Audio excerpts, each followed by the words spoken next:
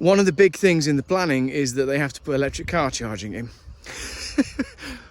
I'm not coming down here demanding they put in a diesel fuel pump in the car park, but what they're saying is you need to run electric car charging from the entrance, which is all the way back up there, down to the car park, which is all the way down there. Now you're talking three-phase sort of trade level electrics, 65 grand minimum. Morning. Well, I am at Alpaca Meadows, which is a sort of coffee shop, tea room and alpaca zoo, that's the wrong word, in Malvern, down by the river.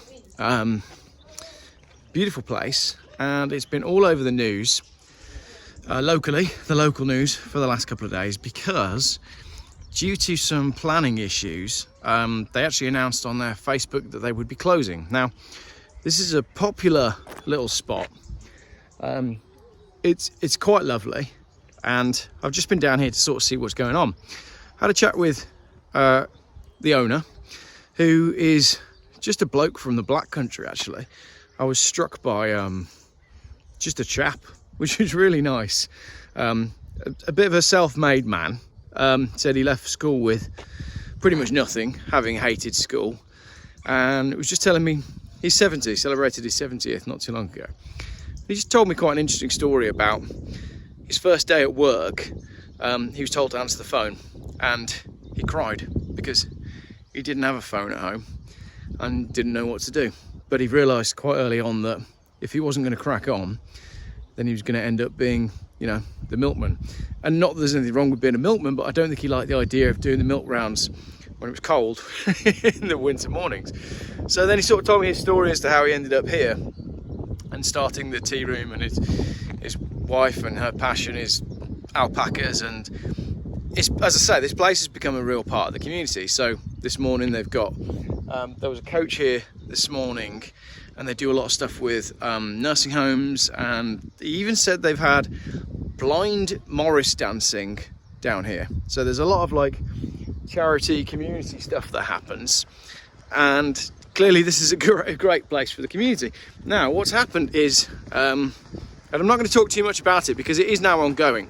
So since all the news came out about this place effectively being forced to close by planning, the planning department have actually been in touch and said, let's have a meeting, because of the public uproar, because people love this place. I'm going to go find some alpacas. So what's happening now is there's two sides to it. The planning department have basically said the road is not suitable for a change of use, i.e. going from retrospective planning to put the tea rooms in. And they're moaning about the road because it's on a fast road. There's not a great deal you can do about that anyway. But part of the reason I came down here is because one of the big things in the planning is that they have to put electric car charging in. I'm not coming down here demanding they put in a diesel fuel pump in the car park, but what they're saying is you need to run electric car charging from the entrance, which is all the way back up there, down to the car park, which is all the way down there. Now you're talking three-phase sort of trade level electrics, 65 grand minimum. Then it's got to be, obviously there's some commercial body that's got to be involved to do the, you know, hosting of the electrics. Getting windy up here. And then it's got to be open 24 hours. So 24-hour access to an electric car charging point right down by the house where they all live. So ludicrous. Now what I wanted to do was make a hilarious video saying that this business has been forced to close because they wouldn't put in an electric car charging point. That's not quite the case, but as the gentleman has just said to me, it's a bit ridiculous that the electric car charging thing, public electric car charging, is even in the planning, because there's so many pubs locally that don't have any, and there's also a Waitrose in Malvern. Of course there'd be a Waitrose in Malvern that doesn't have any electric car charging as well. So why would they make a small tea room down by the river have electric car charging? So yeah, a couple of different sides to this story, and I think it's been quite an interesting one to follow on social media, because there really was an uproar. Goats as well, alpacas over there, look. They've just been shaved, trimmed. Now, I first came up here years ago. I made a Geoff video. I came here and filmed a car in their car park, actually. I had a coffee, filmed the car in the car park, and then I walked up to see the alpacas. And I got spat at, which was quite funny because I was filming it all. So I've known this place for a little while. You're beautiful, aren't you? You look exactly like Ginger Santa from the kids' thingy the other night when I dressed up. Wow, you have got a nice face. I think I got oh, I got sneezed on by an alpaca. Is that bad? Well, I'm not so worried about coronavirus, but I am a lot more worried about alpaca spit in the face. Was it poisonous? Can it blind you? I don't think it can it? It's not a python. Right, I'm going to go home and research alpacas, and then I'm going to post this video up. And if I'm dead by the morning, you'll know that alpacas are venomous. So when I saw it posted on social media that they were talking about closing because of a planning situation, I just thought, I've got to find out more about what's going on there. And to hear that it's, you know, partly connected to not being able to put in an electric car charging point just seemed pretty ludicrous. So I'm told that there is now hope.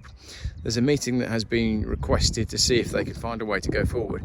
As I said, because of the public backlash, because everybody loves this place. So that's why I'm not doing a sit-down interview with the owner, because at the minute, we just want to see what can happen next before we go trying to tear anyone a new one in the usual Geoff fashion. But maybe that will come. But what I hope will happen is the planning all goes ahead and this place can stay open, because listening to both my friend and the owner talk about the kind of groups that come down here and what this does for the community. You know, this morning there was a homeschooling group here. There was a whole load of old people from wherever old people come from. You know, it sounds to me like the wife of the owner, this is her passion project, and she's really working hard to make it a community hub. You know, he always said, like, I'm sure she doesn't charge enough money, so that's nice to hear as well. So it's a place that is an asset to the area, an asset to the community, and it deserves to stay open. So we're going to keep following this story. Right, thanks for watching this little walk around video. Sorry for the wind noise.